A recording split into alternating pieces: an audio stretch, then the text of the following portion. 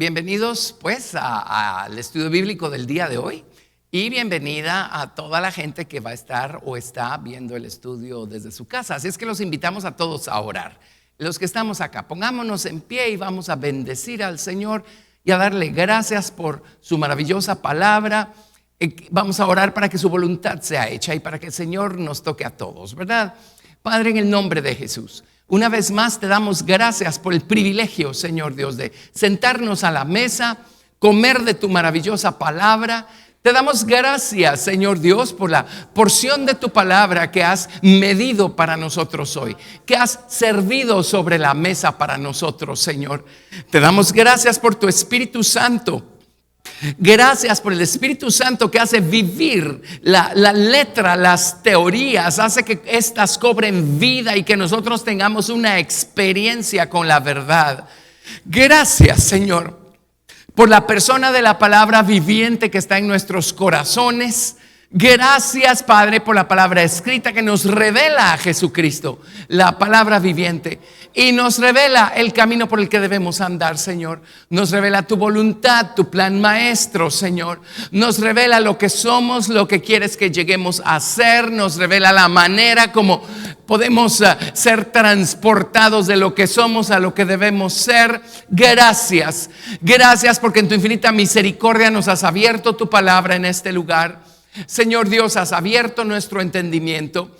Señor, si tú no abres nuestros ojos, no vemos. Si tú no abres nuestros oídos, no escuchamos. Así es que una vez más te pedimos, Señor, abre nuestros oídos, abre nuestros ojos, abre nuestro entendimiento, nuestro corazón, Señor.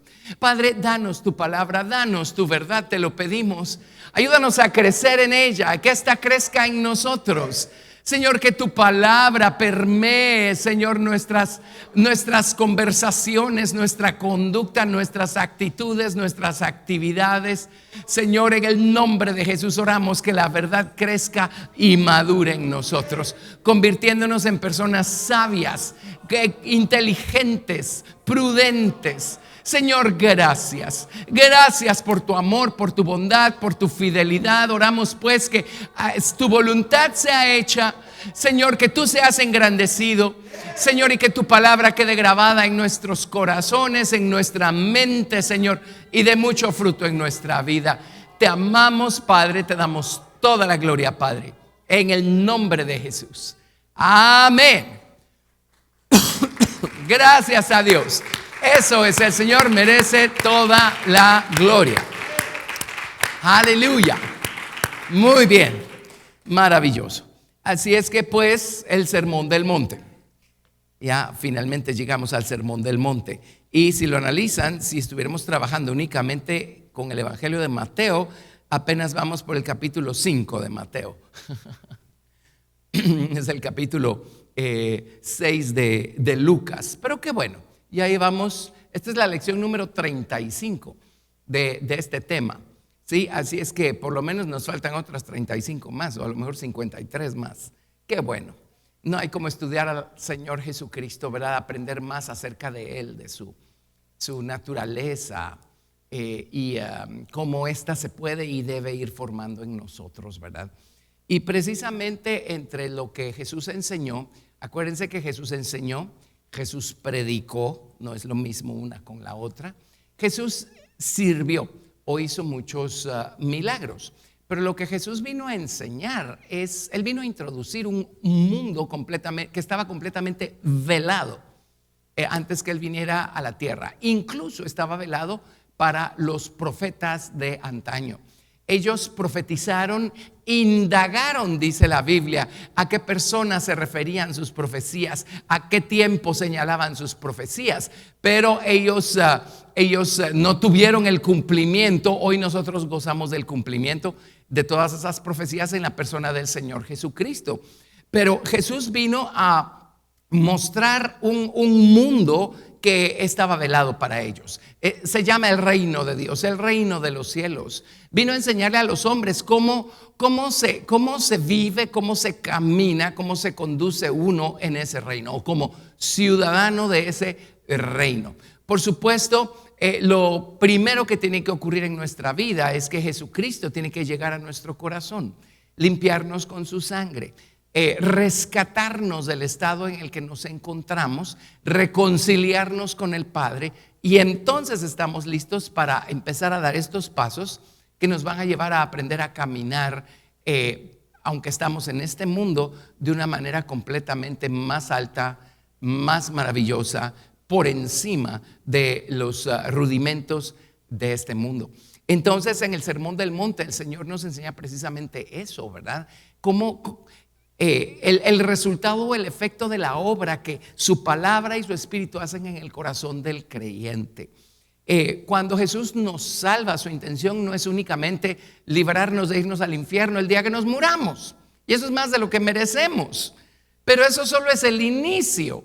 El Señor Jesucristo viene a nuestro corazón para crecer Él en nosotros, y en la medida en la que Él está creciendo en nosotros, irnos transformando a nosotros, para que su naturaleza, su carácter se vaya reflejando en nuestra conducta, nuestras acciones, lo que hacemos, lo que decimos. Así es que crecemos de dos maneras, por así decirlo. Una es interiormente, espiritualmente, a medida que vamos haciendo nuestras las experiencias espirituales que Dios puso en el camino, ¿verdad?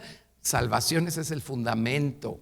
Y a ese se le suma el bautismo con el Espíritu Santo, el bautismo en agua, en el nombre del Señor Jesucristo, porque el poder está en ese nombre, no en el agua. Luego a eso se le va sumando, ¿verdad? El don y la experiencia de orar en el altar de oro del incienso. Luego el Señor nos va abriendo su palabra y nos va enseñando a practicar su palabra. Y finalmente nos va enseñando a ponernos bajo la soberanía de su palabra, a dejarnos gobernar, a dejarnos conducir por su palabra.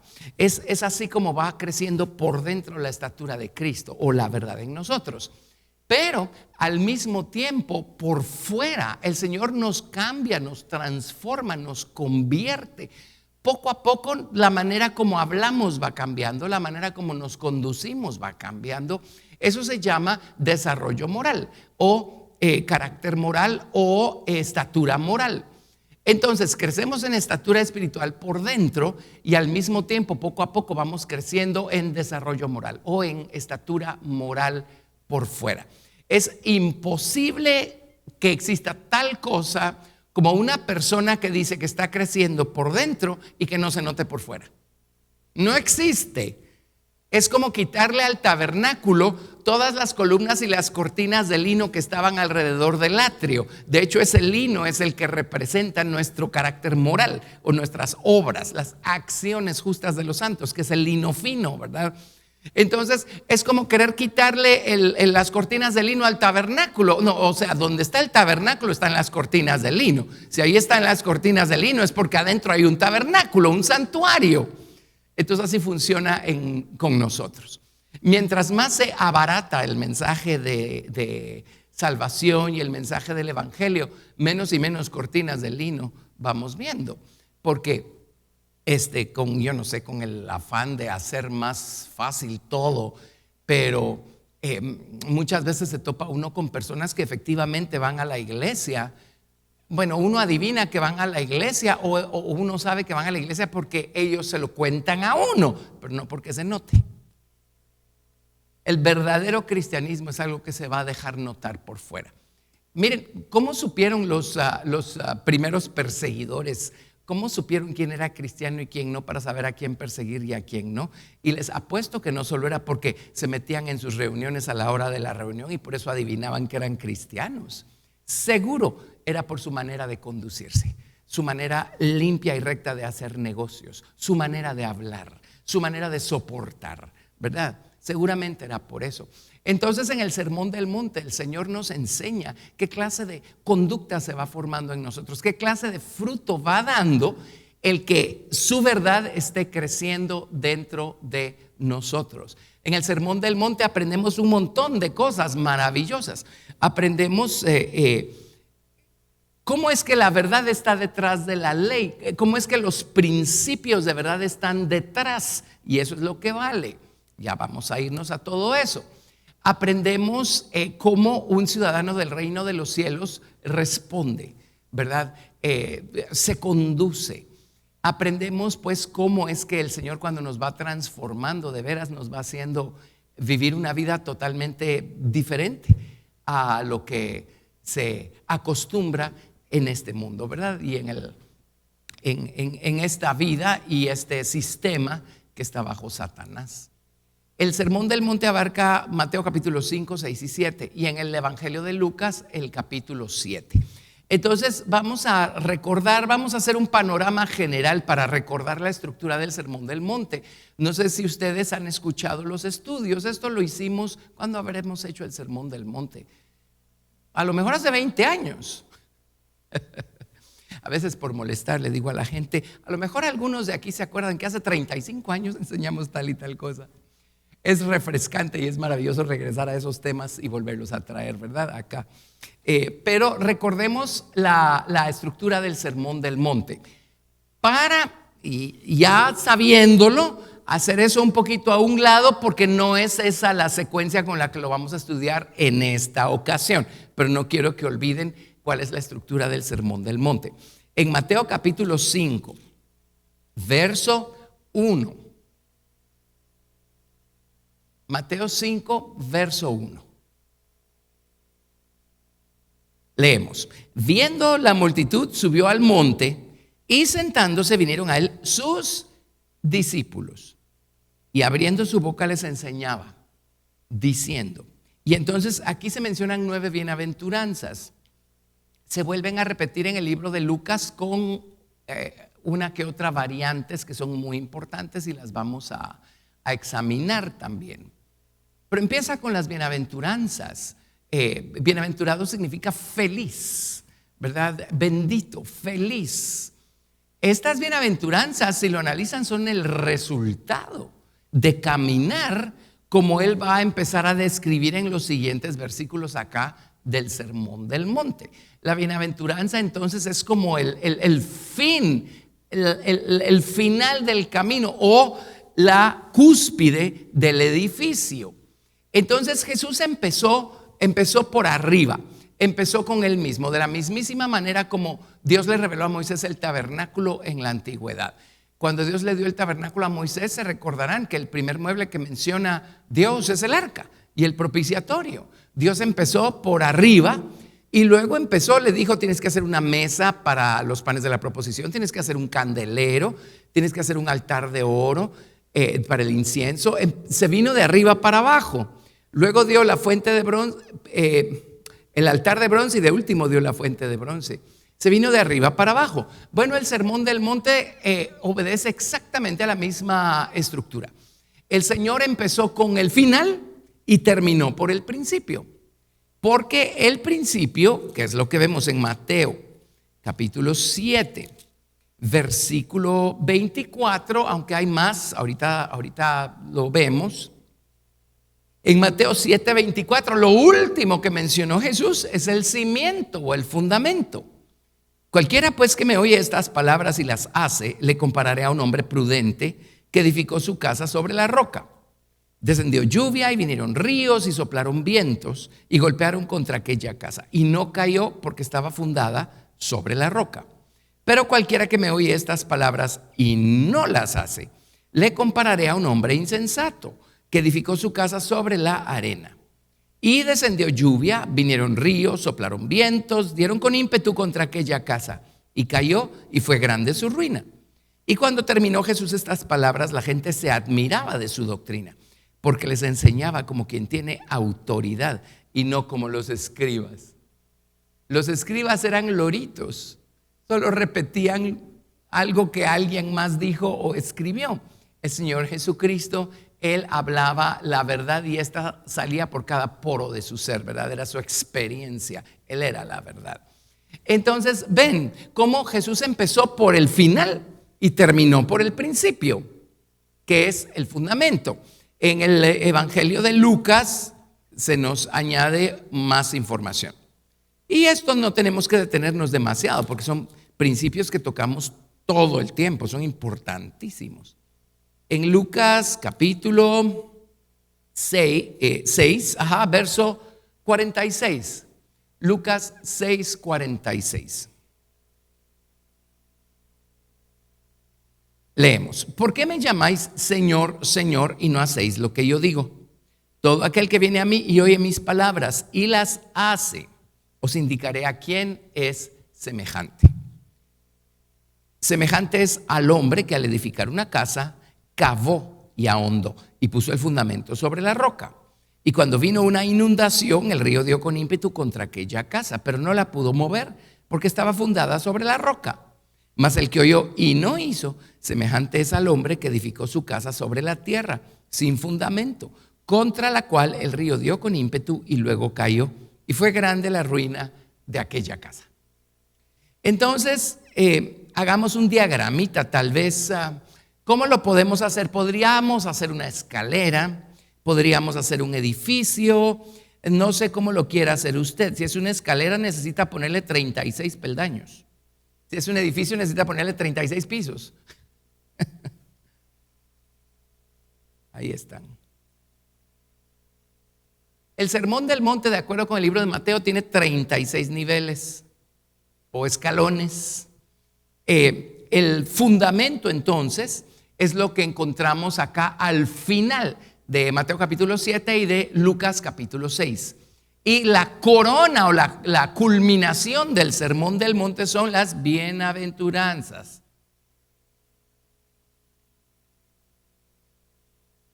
Ahora, regresemos al fundamento, porque el fundamento son tres cosas. Eso nos lleva de regreso al libro de Mateo. Al libro de Mateo. Hoy vamos a hacer solo un repaso y luego pues la siguiente semana, Dios mediante, pues ya nos metemos al texto acá. Pero miren qué increíble. La última o la primera bienaventuranza es: bienaventurados los pobres en espíritu, porque de los tales es el reino de Dios. Quiere decir que la culminación, a donde nos lleva el dejar que este edificio se forme en nosotros, a donde nos lleva el madurar espiritualmente, el resultado de dejar que Cristo crezca en nosotros, mire qué cosa, mire qué sorpresa: pobreza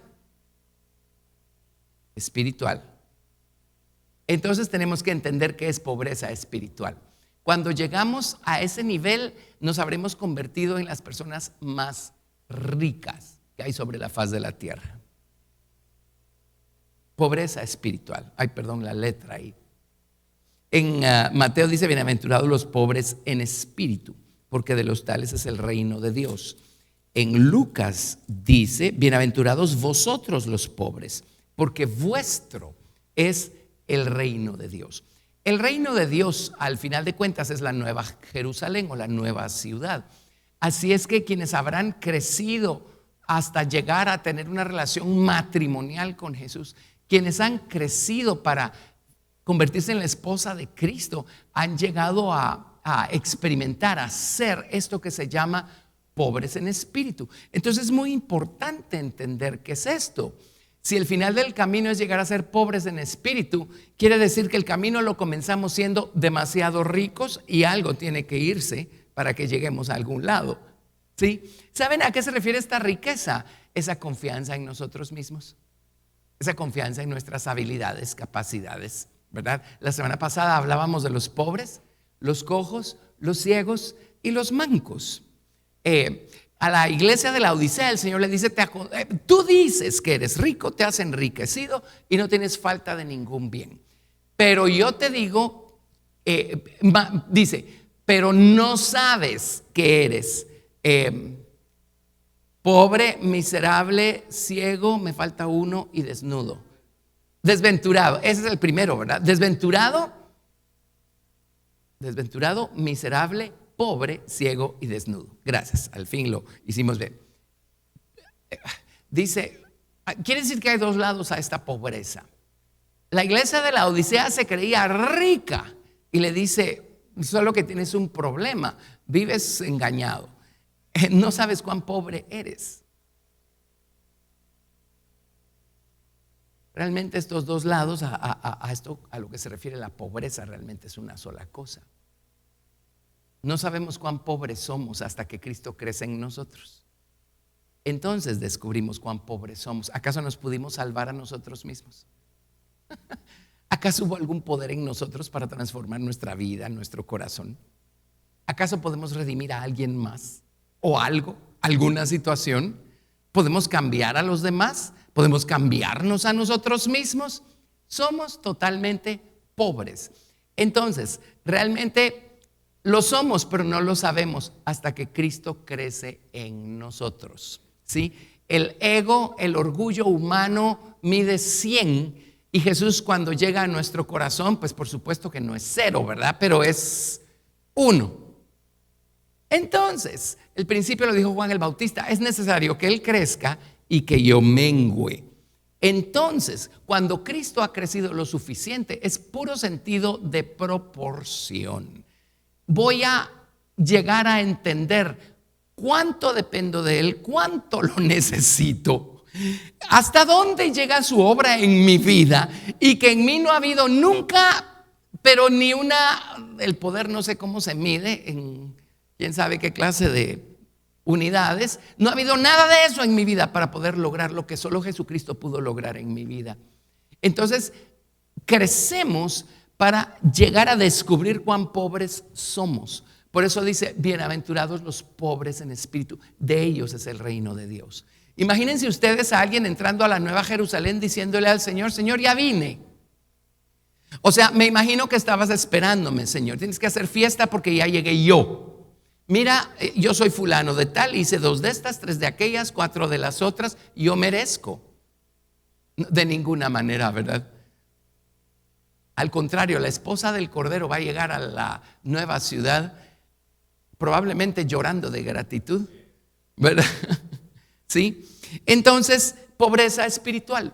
Esa es la corona del edificio. Una conciencia totalmente iluminada en cuanto a cuánto dependemos del Señor Jesús, cuánto lo necesitamos. Tenemos que crecer para llegar allí. Si ustedes y yo somos honestos, cuando empezamos a caminar con el Señor Jesucristo y Él nos salvó y luego nos agració dándonos los dones del Espíritu Santo, por no saber mejor, a lo mejor ustedes y yo pensábamos que era porque nosotros éramos algún tipo de personaje especial que Dios nos agració de tal manera. Si ustedes conocieron al Señor aquí, aprendieron bien desde el principio, gracias a Dios. Pero muchas veces al principio del camino nos creemos algún tipo de personaje grandioso y a lo mejor por eso es que Dios nos favoreció y Dios se fijó en nosotros. Y yo he tenido personas a lo largo de la historia que dicen, yo de plano soy un hijo favorito de Dios, porque me hizo esto, me hizo lo otro, me trajo aquí, me trajo allá, ¿verdad? Bueno, el hecho es que al principio Dios tiene misericordia y paciencia con nosotros, pero tarde o temprano tenemos que llegar a saber que somos pobres, desventurados, pobres, miserables, ciegos y desnudos, ¿verdad? En otras palabras, personas que dependen por completo de su gracia y de su misericordia. Ven que contrarios son los caminos de Dios a los caminos del hombre. En este mundo, éxito es, bueno, por supuesto no importa los medios, no importa el costo, no importa el daño que yo pueda provocarle a alguien más. ¿Qué importa mientras yo me siente en algún tipo de pedestal, verdad? Eso es éxito. Pero para el Señor Jesucristo, éxito es el irnos despojando cada vez de más de nosotros mismos para que no quede otra cosa más que Cristo, amén, en nuestra vida. Y sea Él nuestra total, nuestro gozo, nuestra dependencia y quien se deje ver en nuestra vida, ¿verdad? Amén. Por eso Jesús se dedicó a enseñar tanto, porque Jesús vino a introducir pues un camino completamente nuevo, diferente, más alto, la manera como uno se conduce en el reino de Dios, en el reino de los cielos, ¿verdad? Entonces vámonos de regreso a Mateo capítulo 7 y resulta ser que el fundamento o el punto de partida, ¿se acuerdan que Jesús dijo? Pero ustedes los que oyen y hacen. Ya vimos la diferencia entre ser un discípulo y ser un creyente en términos generales. Los creyentes pues ahí están, son parte del montón, se benefician de la bondad del Señor Jesucristo, pero a la hora de las horas no me pidan asumir ninguna responsabilidad, gracias. Pero los discípulos, esa es la gente que oye, que pone atención, oye con el interés de aprender, oye con el interés de hacer. A ustedes los que oyen, hay personas que realmente nunca van a encontrar esta escalera. Hay gente edificando sobre la arena y probablemente ni cuenta se han dado que están edificando sobre la arena. Pero hay tres cosas y a partir de allí es que empezamos a edificar y encontramos el camino. La primera, pues, voy a escribirlo acá, tal vez voy a hacer, acá está el cimiento, ve, aquí va la escalera para arriba.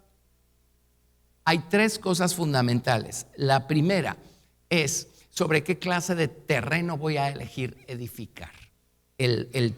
Pongamos fundamento acá, pero eso es fundamento. ¿Sobre qué me voy a cimentar?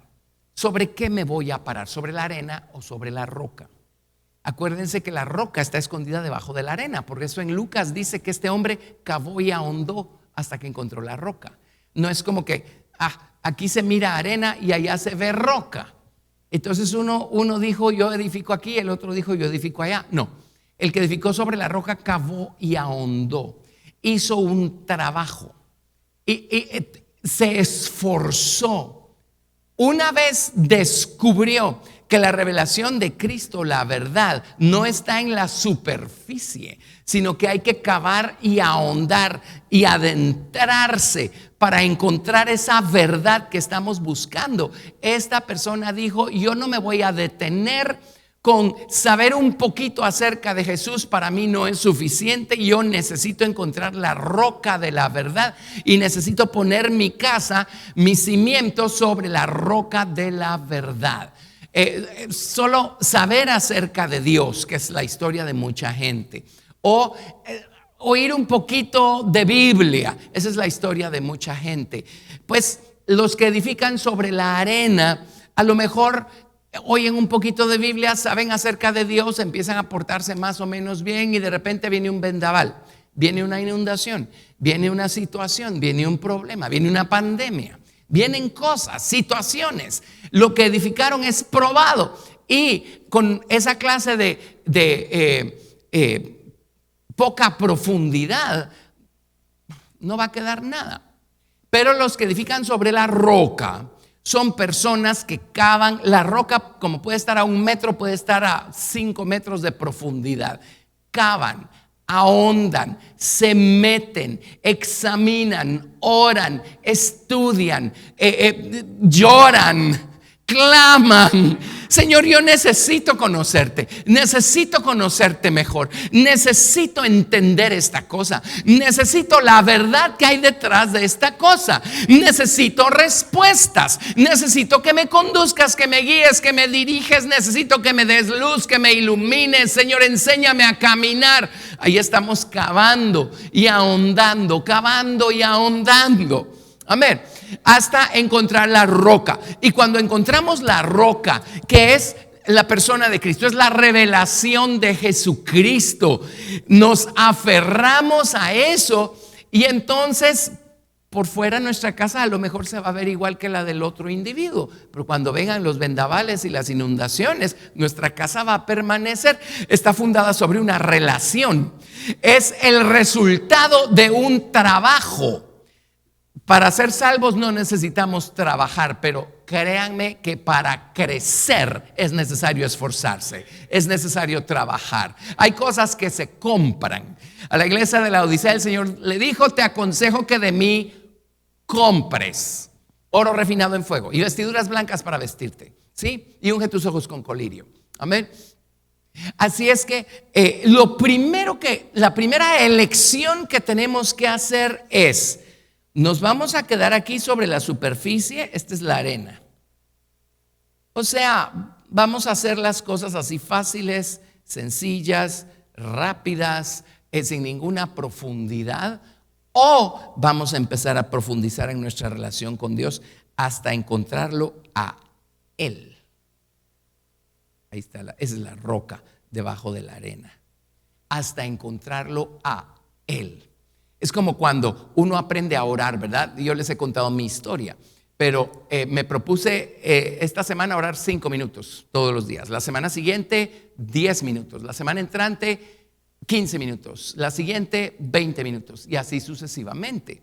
Entonces, la acción de orar, porque estamos buscando hacernos un hábito, más o menos es arena, ¿verdad? Porque todo es así como muy prefabricado y muy artificial, porque pues ni modo, por algo hay que empezar, ¿o no? Pero de repente, ¡fum!, se me abrió la puerta y encontré al Señor, encontré la roca, encontré mi relación con Dios. La oración dejó de ser solo un hábito y se convirtió en un deleite. Ya de allí ya no lo mueve a uno nadie. Lo mismo el estudio de la palabra de Dios, ¿verdad? Ya les he contado, solo porque no tuve el cuidado de anotarlo, porque no creí que fuera a ser relevante, en un sentido no lo es. Pero yo me acuerdo la primera vez que pude ver más allá de la parábola, la historia bíblica que estábamos estudiando o leyendo. Yo me acuerdo la primera vez que encontré un principio espiritual. Y no fue estudiando yo solito, fue en un estudio bíblico en la iglesia. El estudio este era el tema, pero de repente fue como ¡pum!, se encendió un foco y pude ver el principio espiritual que estaba detrás de eso. Ya se me olvidó qué principio era porque no tuve el cuidado de apuntarlo, pero no se me va a olvidar jamás cuando eso pasó. Entonces, ¿qué ocurrió? De repente logré profundizar más allá de la arena y encontré la roca. Entonces, pues con una historia uno no va a llegar muy lejos, pero sí con la verdad que hay detrás de la historia. Con una parábola uno no va a llegar muy lejos, pero sí con la verdad que hay detrás de la parábola.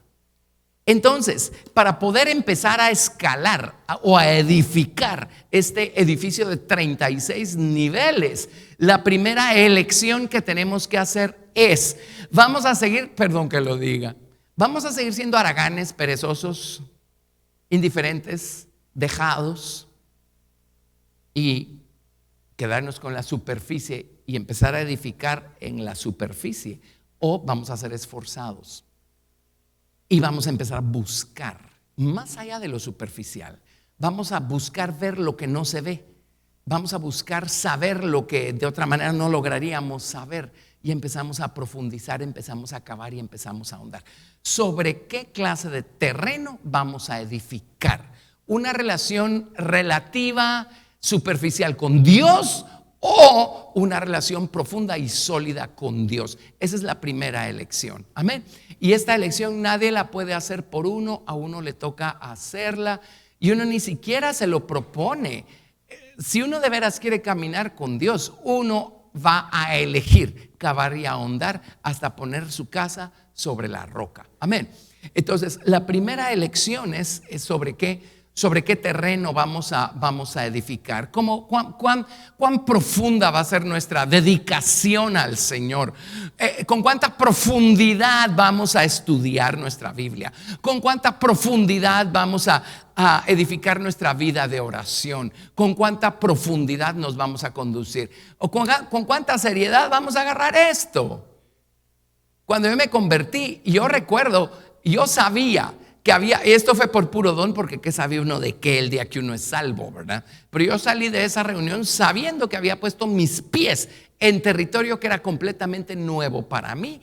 Y ¿saben qué dije? Lo dije dentro de mí mismo. El día de mi salvación dije, muy bien, ya que me metí a esto, agarrémoslo en serio. Amén. Si no lo hubiera agarrado en serio, hubiera edificado sobre la arena. Ya no quedaría mucho, ¿verdad? Pero miren la solidez de la palabra, de la verdad que hemos podido ir edificando a lo largo de los años. Eso les dice el tamaño del cimiento que hay debajo. Amén. Entonces, esa es la primera elección. Nadie más va a poder elegir de esta manera por nosotros. Somos nosotros los que elegimos cuánta profundidad va a haber en nuestra búsqueda con Dios, en nuestra relación con Dios. Eso está claro, ¿verdad?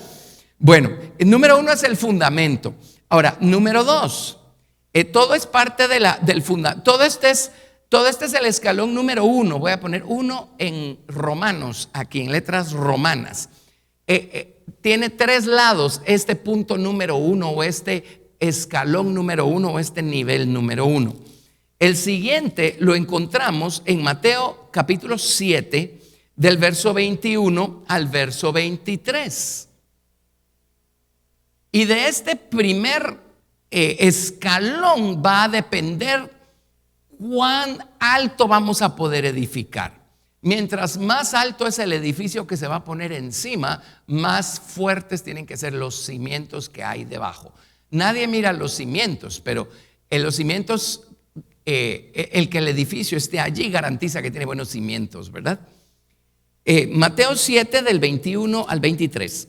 No todo el que me dice Señor, Señor, entrará en el reino de los cielos, sino el que hace la voluntad de mi Padre que está en los cielos. Quiere decir que una cosa es decirle Señor, Señor, y no es aprovecharnos la palabra, pero servirnos del Señor Jesucristo, ¿verdad? ¿Cuánta gente se sirve de Dios? Y Dios es tan paciente y misericordioso que dice, bueno, aquí está. Pero no todo el que me dice Señor, Señor, no es lo que sale de nuestros labios, es la disposición de nuestro corazón, de nuestra voluntad. Son los que hacen la voluntad del Padre. Muchos me dirán en aquel día, Señor, Señor, ¿no profetizamos en tu nombre? Y en tu nombre echamos fuera demonios, y en tu nombre hicimos muchos milagros. Entonces les declararé, nunca os conocí, apartaos de mí, hacedores de maldad. ¿Qué cosa? ¿Saben qué significa conocer? Significa tener una experiencia con. O sea, yo nunca tuve una experiencia con ustedes, ¿verdad? Sí me dijeron Señor, Señor. Y mire qué increíble. Estamos hablando de personas que tenían los dones del Espíritu Santo. Los dones son regalos y no tienen nada que ver con la profundidad o el tamaño de la estatura espiritual de la persona que los recibe. Es un regalo. Y aquí estamos hablando de personas que profetizaban, de personas que echaban fuera demonios y de personas que hicieron muchos milagros. Obviamente estamos hablando de gente salva. Ahora recuerden que el reino de los cielos no se refiere a la salvación, se refiere a la nueva ciudad, la nueva Jerusalén. Esta es gente salva. No van a entrar en la nueva Jerusalén, pero sí van a estar en los nuevos cielos.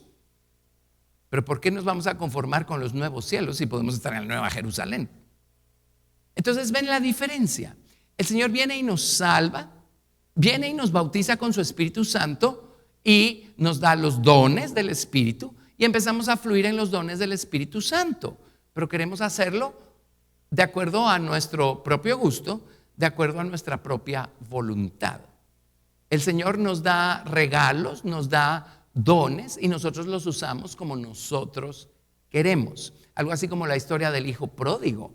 El padre le repartió sus bienes a sus dos hijos, también al grande. Y el hijo menor agarró todos esos bienes o dones y fue a usarlos como quiso. Como quiso. Pues los dones del Espíritu no se gastan, pero los bienes que recibió el hijo pródigo, eso sí se le gastaron, ¿verdad? Pero qué bueno, eso lo hizo entrar en razón. Pero aquí vemos también cómo es posible ser salvos y tener los dones del Espíritu Santo y aún así no estar necesariamente haciendo la voluntad de Dios, sino seguir siendo voluntariosos, seguir siendo nosotros los señores de nuestra vida y de nuestra conducta y de los dones y de la manera como se administran los dones. Ahora, esto no es para que no procuremos los dones. La Biblia dice que debemos procurar los dones. Y los mejores dones son los que edifican a los demás, como el don de profecía, ¿verdad? ¿Sí? Entonces, procuremos los dones. Pero, y dice, por sobre todo que profeticéis. Profetizar es hablar bajo inspiración divina para edificar a la gente y para fortalecerla y para animarla o para confirmar algo que el Señor está diciendo por medio de su palabra escrita. Pero la cosa es, esto no garantiza que nosotros estemos haciendo la voluntad de Dios. Hay una gran diferencia entre ser salvos y tener los dones del Espíritu Santo y estar sumisos o rendir nuestra propia voluntad carnal y unirla a la de Jesús para empezar a hacer la voluntad de Jesús. Amén. Esa es la diferencia. Entonces el Señor es muy claro aquí, dice, miren, o sea, si no están haciendo la voluntad del Padre, no van a entrar a la nueva ciudad. Qué maravilla que sean salvos y que tengan los dones del Espíritu Santo. Pero sigan adelante, sigan edificando y elijan de una buena vez. ¿Van a seguir siendo ustedes los señores, amos y dueños de su vida o van a convertir a Dios en el Señor, amo y dueño de su vida? ¿Cuánto están dispuestos a rendirse, a rendir su voluntad, a rendir sus propios deseos, su placer, su deleite? ¿Cuánto están dispuestos a dejar de hacer lo que ustedes quieren, cuando ustedes quieren, como ustedes quieren, y empezar a hacer lo que Dios quiere, cuando Dios quiere y como Dios quiere? ¿Lo ven? Amén. Lastimosamente, bueno, no lastimosamente, los dones son maravillosos. Lo lastimoso es que por no saber mejor, las personas creen que cuando llegan los dones, ya la obra de Dios en la vida del creyente está completa y a esa persona es una persona madura. Qué grandes sustos se pega la gente y desilusiones cuando ven que una persona que fluye en los dones todavía, pues la persona sigue ahí, no se ha ido a ningún lado, ¿verdad? Su humanidad sigue allí, ¿verdad? Así es que necesitamos los dones, pero necesitamos madurar. Y lo más importante es, necesitamos rendirnos a la voluntad de Dios y hacer la voluntad de Dios. Es que Dios quiere que yo haga esto. ¿Así de veras? Muchas veces somos así, ¿verdad? De plano Dios quiere, porque pues Dios me dio los dones y esta es la voluntad de Dios. Bueno, pues quién sabe. Rindámonos a la voluntad de Dios y dejemos que se haga su voluntad en nuestra vida. Entonces, tal vez debía haber puesto mejor inciso A, inciso B. Si ya pusieron 1 y 2, no lo cambien. No lo cambien. Pero la segunda cosa abajo, en este escalón número 1, es la voluntad de quién vamos a elegir hacer. ¿Vamos a retener la nuestra propia? ¿Vamos a seguir siendo voluntariosos? ¿O vamos a empezar a vivir para hacer la voluntad de Dios? Amén, espero estar siendo claro con esto, ¿verdad? Ven qué misterio, o sea, al principio uno no entiende la diferencia. Al principio uno ni siquiera se pone a pensar en estas cosas. Pero tarde o temprano el Señor nos abre los ojos y nos pone delante la responsabilidad de hacer una elección. Amén. Bueno, ahora, ¿se imaginan ustedes los dones del Espíritu operando en alguien que está haciendo la voluntad del Padre? Si los dones del Espíritu operando en alguien que no está haciendo la voluntad del Padre son tan poderosos, imagínese usted los dones del Espíritu operando en alguien que sí está haciendo la voluntad del Padre. Amén. Por eso hay personas pues que fluyen en los dones de manera especial y el resultado y el efecto es maravilloso en la vida de la gente. O sea, no solo son sanados, de veras Dios toca las fibras más profundas de sus corazones y son transformados, ¿verdad? Y C, o número 3 del número 1, ¿verdad? Mateo capítulo 7 del verso 15 al verso 20. Mateo 7 del 15 al 20. Mateo 7 del 15 al 20. Guardaos de los falsos profetas que vienen a vosotros con vestidos de ovejas, pero por dentro son lobos rapaces. Bueno, otra vez estamos hablando de gente que profetiza, pero de alguna manera no ha dejado que Dios transforme su naturaleza o sus intenciones o sus intereses. Pero dice, por sus frutos los conoceréis. ¿Acaso se recogen uvas de los espinos o higos de los abrojos? Así todo buen árbol da buenos frutos, pero el árbol malo da frutos malos. No puede el buen árbol dar malos frutos, ni el árbol malo dar frutos buenos. Todo árbol que no da buen fruto es cortado y echado en el fuego. Así que por sus frutos los conoceréis. El inciso C o el número 3 acá es ¿qué clase de árbol vamos a elegir ser? Árbol. Y acabamos de ver árboles, ahorita que hemos estado estudiando el río de vida y los árboles que crecen a uno y al otro lado del río. Pero la palabra de Dios viene como una semilla. Si cae en buena tierra, esa semilla va a quedarse allí, va a arraigarse, va a salir raíz, va a salir un tallo, van a salir ramas, va a dar fruto y todo va a ser maravilloso. La palabra de Dios es una semilla, tarde o temprano tiene que dar fruto, producir resultados. Tarde o temprano se tiene que notar el efecto de esa palabra plantada en nuestro corazón. Y ese fruto no solo va a deleitar al Señor, ese fruto va a alimentar a otras personas, ¿sí? Las demás personas no necesitan ser alimentadas por nuestras buenas intenciones, nuestras buenas ideas. No, necesitan ser alimentadas por Cristo y la obra transformadora que Él ha hecho en nuestro corazón. Entonces van a querer tener lo que nosotros tenemos. Podemos elegir ser un buen árbol si dejamos que Dios siembre la semilla de su verdad en nosotros y esta de fruto, y empezamos a actuar de acuerdo a la verdad. Pero vamos a seguir siendo un árbol malo si seguimos actuando de acuerdo a nuestra humanidad, si seguimos admitiendo las semillas equivocadas, ¿verdad? A veces admitimos semillas que no debiéramos estar admitiendo en nuestro campo. Por eso la Biblia advierte en el Antiguo Testamento, dice: no siembres tu campo con mezcla de semillas, ¿verdad? Y de repente alguien murmura de alguien más y nosotros somos tierra fértil todavía para eso, y se siembra una semilla de odio en contra de alguien. ¿Sí? Esa semilla va a dar fruto porque es una semilla. Va a dar fruto. El problema es que ese fruto se lo va a tragar a alguien más también, y habremos afectado a otra persona y a otra persona y a otra persona, y al rato vamos a tener a toda una comunidad hablando de algo, hablando de alguien, murmurando, criticando. Amén. ¿Sí? Entonces todavía tenemos un viejo corazón. Esa es la mala tierra, pero es en esa tierra donde hayan cabida todas estas malas semillas, ¿verdad? De cuánto de eso nos traguemos, así podemos saber nosotros el estado de nuestro corazón, y que tal vez nuestro viejo corazón todavía está demasiado regadito, ¿verdad? Demasiado cuidadito. Pero la palabra de Dios va a encontrar tierra fértil en el nuevo corazón. Si el nuevo corazón está creciendo, tarde o temprano, ya no va a dejar que las semillas malas caigan en mala tierra, ¿verdad? El nuevo corazón va a estar lleno de fruto, lleno de palabra, lleno de verdad, y en vez de dar mal fruto, pues simplemente no va a tener cabida en nuestro huerto, ¿verdad? Esa mala semilla.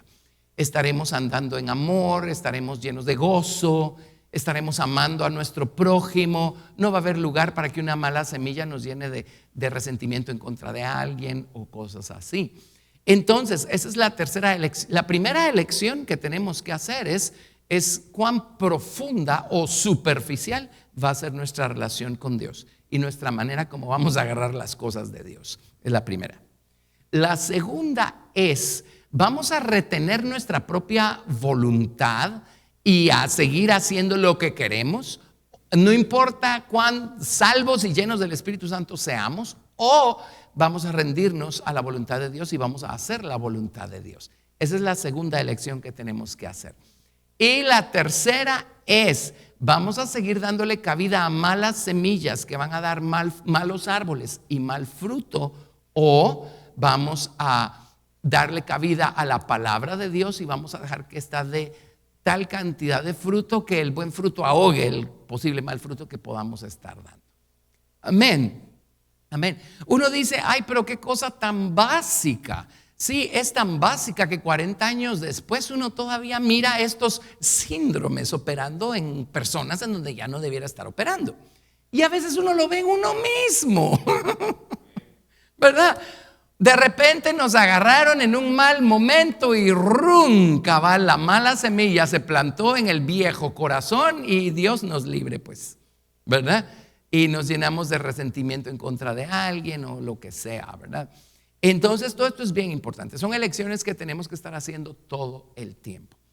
Entonces, si cambiamos de diagrama, estas tres cosas son escalón número 1. A partir de allí, si nos vamos de atrás para adelante, podemos ir viendo todos los demás escalones que nos van a llevar hasta la conclusión de este maravilloso edificio espiritual y moral. Y este es el 36. Si quieren saber cuáles son, ahí están en el estudio. Si no, a lo mejor no sé cómo hacerlo. Yo lo tengo escrito, pero bueno, algo podemos hacer. Por ahí están. Número 36, las bienaventuranzas, y especialmente la última.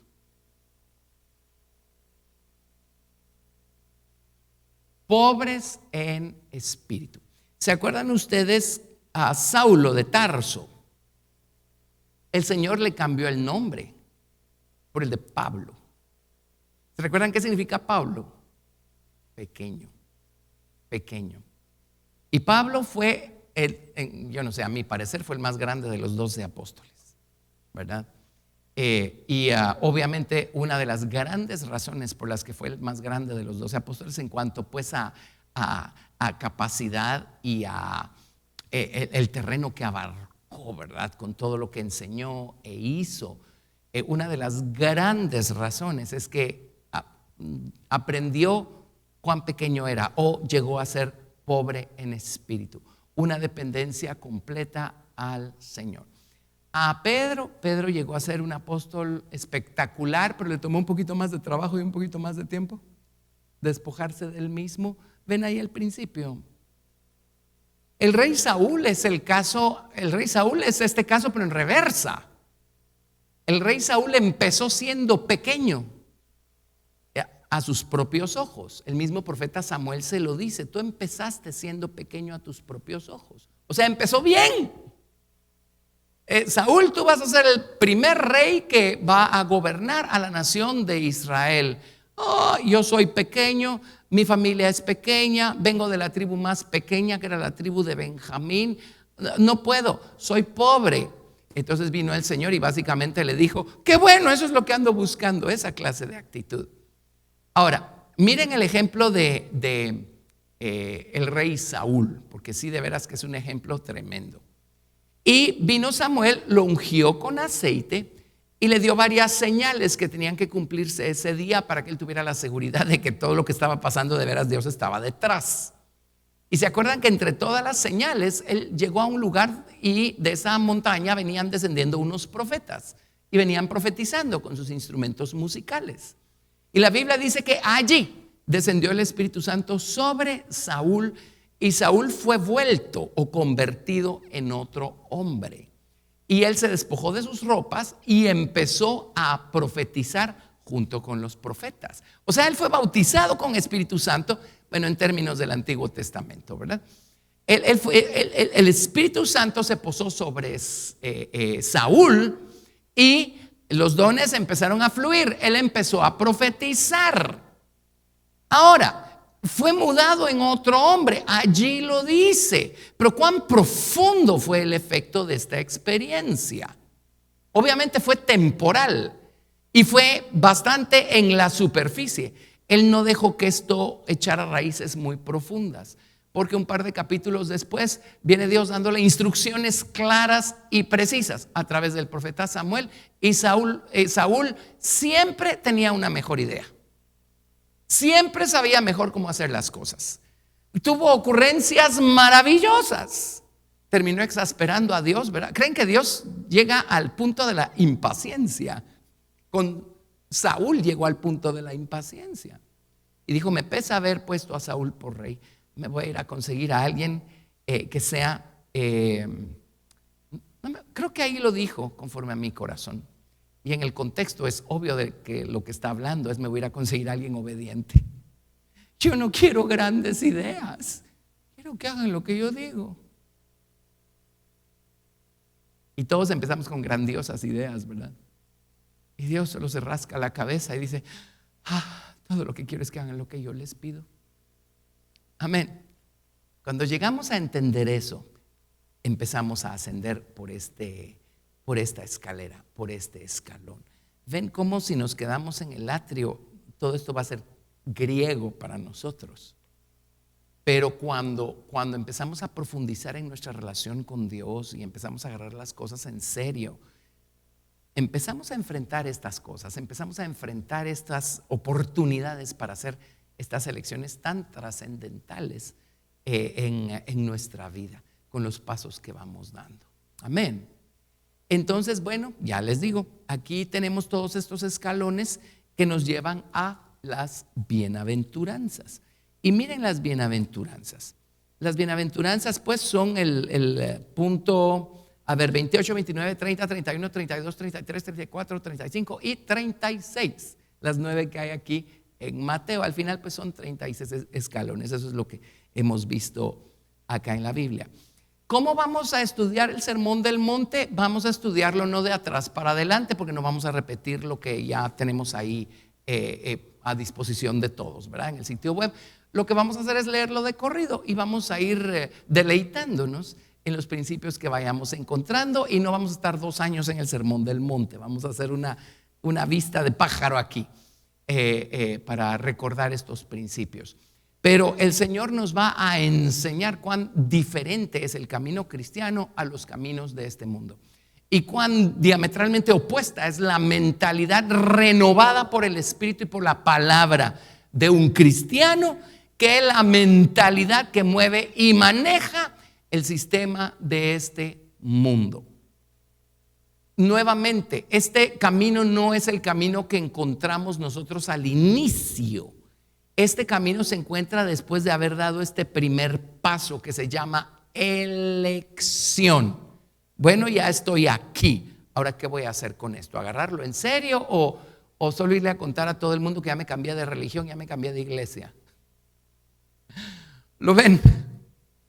Entonces, a partir de aquí empezamos pues a caminar, a crecer y a descubrir que el movernos en el reino de los cielos es diferente a la manera como venimos acostumbrados a movernos, ¿verdad? Y poco a poco, a medida que vamos practicando esto, vamos a ver cómo Dios efectivamente es el que gobierna sobre todo, y el que bendice, y el que al final de cuentas está detrás de todas las cosas que Él quiere que se hagan. Vámonos a Lucas y dejamos esto como introducción para la próxima. Lucas capítulo 6. Versículo 20. Lucas capítulo 6, verso 20.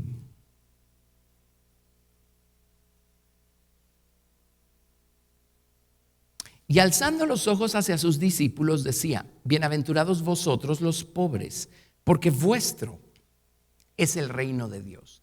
Nuevamente, creo que no necesitamos ampliar esto mucho, ¿verdad? No está hablando de escasez de recursos económicos. Está hablando de una actitud interior, de una postura interior. Estamos hablando de un grado de entrega y dependencia práctica al Señor Jesucristo.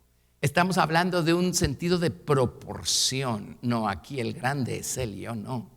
Aquí el poderoso es Él, yo no. Aquí el fuerte es Él, yo no. Aquí el que ha hecho la obra es Él, yo no. Amén. Ok. Pero miren lo que sigue, verso 21. Y aquí hay un detallito que no está en Mateo. Lucas 6, 21. Y va a haber una palabrita muy interesante acá. Bienaventurados los que ahora, apuntemos aquí, ahora. Bienaventurados los que ahora tenéis hambre, porque seréis saciados. Bienaventurados los que ahora lloráis, porque reiréis. Eso en Mateo no dice ahora. Bienaventurados los que ahora. Ahora, ¿qué significa eso? Bienaventurados los que ahora tenéis hambre, porque resulta ser que las cosas de este mundo ya no nos sacian, ya no nos satisfacen. No importa cuánto tengamos, mucho, no tanto, poco, pero de alguna manera eso que antes para nosotros era tan satisfactorio y tan maravilloso, de repente ya no lo es. Ahora, nadie nos tuvo que convencer de que las cosas de este mundo no son tan maravillosas como las pintan. Se va convirtiendo en la experiencia personal del creyente. De repente algo que era tan importante para nosotros, algo que antes nos alimentaba, tal vez las emociones, tal vez el ego o tal vez la cuenta de banco, de repente ya no. O sea, ¿dónde está el placer que sentíamos al principio? O la seguridad que sentíamos al principio, por razón de lo que habíamos acumulado. ¿Dónde está el gozo y el deleite de saber que teníamos por acá?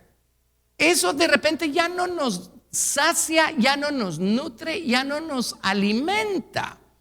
Ahora, Dios tampoco nos llama a todos a agarrar nuestras cosas, venderlas y repartírselas a los pobres, ¿verdad? Hay personas a las que Dios sí las llama a hacer esas cosas, ¿verdad? Pero no, de lo que está hablando aquí es de repente las cosas de este mundo ya no tienen la importancia, el brillo, la satisfacción que experimentábamos al principio. Este mundo nos está dejando cada vez más hambrientos. Aquí abajo, en este mundo y en su sistema, ya no estamos encontrando aquello que estamos buscando satisfacer, que cada vez es más grande aquí adentro. Por eso dice: bienaventurados los que ahora tenéis hambre, porque seréis saciados. Así es que mientras más y más nos desprendemos de este mundo. Ahora, eso no significa que no vamos a ser responsables. Tenemos que producir, tenemos que ganar, porque tenemos que pagar cuentas. Pero de alguna manera el corazón ya no está allí como antes, ¿verdad? De alguna manera eso ya no es tan importante como lo era antes. Y de plano lo hacemos porque hay que hacerlo, porque todavía estamos aquí abajo, pero no porque en eso esté todo nuestro gozo, nuestro deleite, nuestra satisfacción. Ya no están allí. Bienaventurados los que ahora tenéis hambre, porque seréis saciados. ¿Se imaginan la recompensa que tiene para estas personas Dios esperándonos en el reino de los cielos? Y dice: bienaventurados los que ahora lloráis, porque reiréis. ¿Por qué los que ahora lloráis?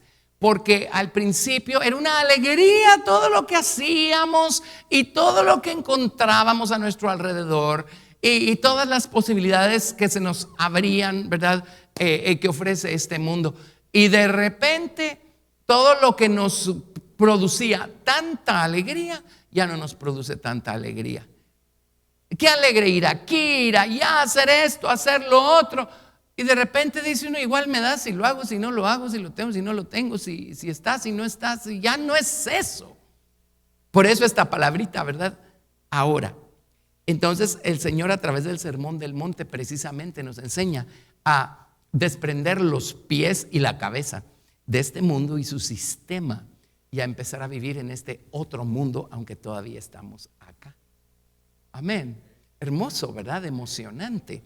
Y usted viva así. Lo que se va a ganar es que los demás van a señalarlo de bicho raro. Pero qué bueno, eso tiene grande recompensa, porque el versículo 22 dice: bienaventurados seréis cuando los hombres os aborrezcan. Y ya entendimos que aborrecer no es odiar. Es como lástima que viniste a mi fiesta porque ya me la arruinaste, ¿verdad? Te amo, pero yo creo que ya no encajas aquí mucho. Bienaventurados seréis cuando los hombres os aborrezcan y cuando os aparten de sí y os vituperen y desechen vuestro nombre como malo por causa del Hijo del Hombre. Gozaos en aquel día y alegraos, porque aquí vuestro galardón es grande en los cielos, porque así hacían sus padres con los profetas. Tremendo. Así es que si usted todavía está buscando encajar, ya no luche contra esa corriente. A estas alturas ya no encajamos, pues, ¿verdad? Eso es todo. Y no porque nos lo propusimos, no porque nosotros estamos actuando como los odiosos. No, así no funciona. No, es que simplemente ya las balanzas giraron y las cosas de arriba son más importantes y deleitables que las cosas de aquí abajo, ¿verdad? Así es que eso es lo que enseña Jesús acá en estos pasajes. Eso es lo que vamos a retomar en los días que vienen. Espero haber hecho sentido y espero que les haya bendecido el estar refrescando los principios del Sermón del Monte, porque esto es maravilloso, ¿verdad? Maravilloso. Así es que bueno, gracias a Dios. ¿Qué les parece? El día que el Señor nos salvó, pusimos nuestros pies en un camino totalmente nuevo, diferente, pero cuanto más alto y satisfactorio que el camino por el que veníamos caminando. Llega un momento en donde tenemos que elegir un pie en el mundo y un pie en el reino de Dios. Ya no funciona. Tarde o temprano vamos a tener que elegir, ¿verdad? Vamos a tener que elegir. Y cuando elegimos por el Señor, más buscar primeramente el reino de Dios y su justicia, y todas las cosas os serán añadidas. Amén. Y qué gozo y qué deleite ver al Señor obrar, proveer. Lindo. Así es que no hay nada más emocionante que ser cristianos. No hay nada más frustrante que ser religiosos. Pero no hay nada más emocionante que ser cristianos. Amén. Es de lo más emocionante. A veces le decimos a los jóvenes, toda la vida estaban soñando con ser diferentes. Esta es su oportunidad legítima de serlo. Amén. Bueno, démosle a Dios un aplauso. Démosle gracias, démosle gloria. Padre, te damos gracias en el nombre de Jesús. Señor, por tu palabra, por tus caminos. Señor Dios, por enseñarnos, por instruirnos. Y Padre, no solamente en teoría, Señor, sino por encaminarnos y llevarnos a descubrir estos tesoros por experiencia personal, por experiencia propia. Qué maravilloso es que con cada paso que vamos dando, Señor, en tus caminos, más y más nos vamos despegando de este mundo. Más y más nuestro corazón se va desprendiendo de este mundo. Nuestro deseo, nuestro deleite se va desprendiendo más y más de las cosas de aquí abajo y se va pegando más y más y más a ti, Señor. Señor, gracias. Ayúdanos, Señor, a recorrer todo el camino, a construir todo este edificio, a subir todos estos escalones, Señor. Completa tu obra en nosotros, Padre. Y Señor, ayúdanos a encontrar ese deleite, ese gozo de vivir una vida sobrenatural en medio de este mundo físico en el que vivimos, Señor. Padre Santo, gracias. Y a través de ese gozo dejar brillar nuestra luz delante de los hombres. Gracias que nos llamaste, nos elegiste, nos salvaste, nos santificaste. Aquí estamos, Señor, por tu gracia y misericordia. Sigue encaminándonos, Señor, hasta que lleguemos a la meta, Padre. Gracias por este día, pues, por tu palabra, por lo que has hecho y vas a seguir haciendo. Oro que esto dé mucho fruto en nuestros corazones. Te lo pido. Y te damos toda la gloria en el nombre de Jesús. Amén, amén. Gracias, Señor. Gracias, Padre, en el nombre de Jesús. Te alabamos, te alabamos. Dios los bendiga a todos, los amamos. Gracias por estar aquí, quienes pudieron estar aquí.